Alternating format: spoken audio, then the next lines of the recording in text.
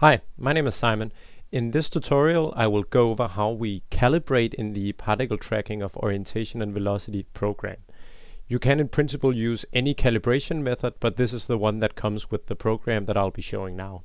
I'll be assuming you've already installed the program. If you haven't, you can check the other video that describes doing that. So the first step I'll do is to activate the environment that we made in the installation. Then I will navigate to where I have installed the particle tracking program. Here it's on my desktop, so I write cd desktop and PTOV. Of course, this is for Linux. Now I'm positioned here. Then I'll move into tutorials. But before going any further, I'll explain a little bit more about how the calibration is structured in this program. So if I go under tutorials and tutorial calibration, then I'll see two folders. One is called cal-C001 and one is called calibration parameters. The example cal could be any arbitrary name, but this is where I keep the photos I took during my calibration. So if we open this up, we'll notice it has 3 folders and an information file. We'll notice that there is folders called cal single, this stands for calibration single, and then camera 0, and then cal single for camera 1. In this program we calibrate intrinsic parameters and the extrinsic parameters separately. Therefore, for a 2-camera setup, we will have 3 calibrations. One for where we show the checkerboard or whatever target we're using to each camera separately, which is what these 2 are.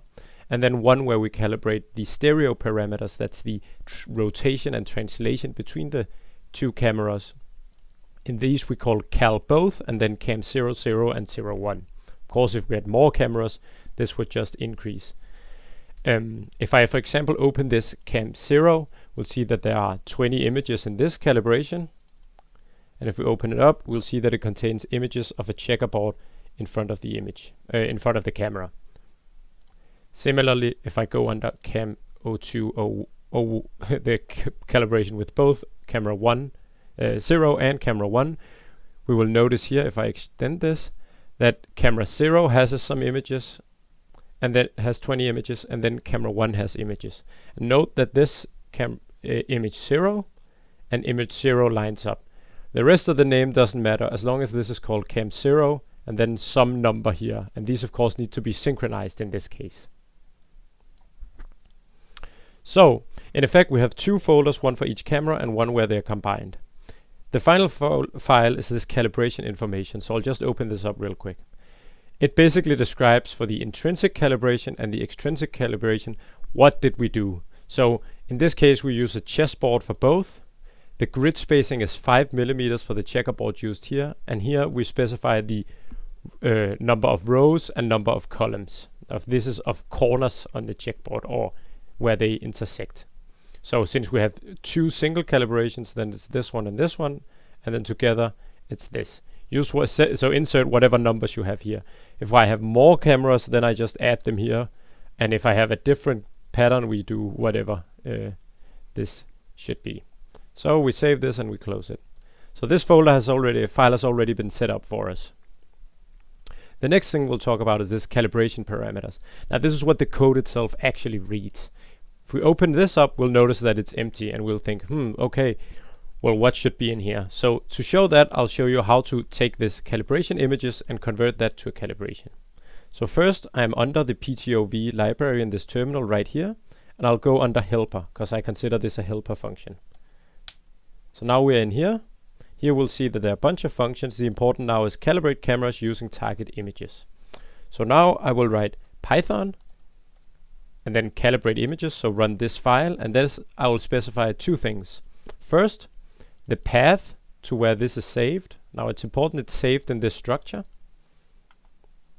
Copy that in here. And the second thing is where it should output the calibration. So there I'll take the path up here and enter it in here. Then I'll press enter and it will start running. You'll notice at first it runs the intrinsic parameters here. So it goes through for the first camera and for the second camera and now for the stereo cameras. If something goes wrong, we'll notice that these lines are misaligned. If not, then it'll finish like this and it will output stuff in this folder. First, let's just look at what the program printed while it ran. So you'll notice that first it does intrinsic calibration for camera 0 of 2. opens the 20 images, and then it prints out the reprojection error. This number is repeated in this file here, cam00 root mean square error. You'll notice it's the same number. Then it goes to camera 1 of 2, single calibration. It prints out another number. This is in pixels, by the way. Then it does stereo calibration for camera 0 and 1. Runs through the images. Note sometimes it can't find the corners if the image is of poor quality, but in this case it's fine, and we end up with a root mean projection error of 0.3. This is represented in this file here. Okay, so what other things have been outputted here? And it's important the structures kept whatever calibration system that you use. So there are 2 important files for each camera. Here I've highlighted them. The cam00K and cam01K, these 2, are the camera matrices for the 2 cameras. If we open this up, we'll notice it's a 3x3 matrix, and it contains the focal length and the principal points. For more details, see the OpenCV link, which has an excellent explanation of this. I put this in the description. The second thing is this dist, which stands for distortion coefficient. Here are the 5 distortion coefficients that it found. Finally, we have for the camera pair, if we had more pairs, we'll have more of these sets. We have a rotation matrix, which is cam0100, cam01R, and a translation vector, cam00, cam01.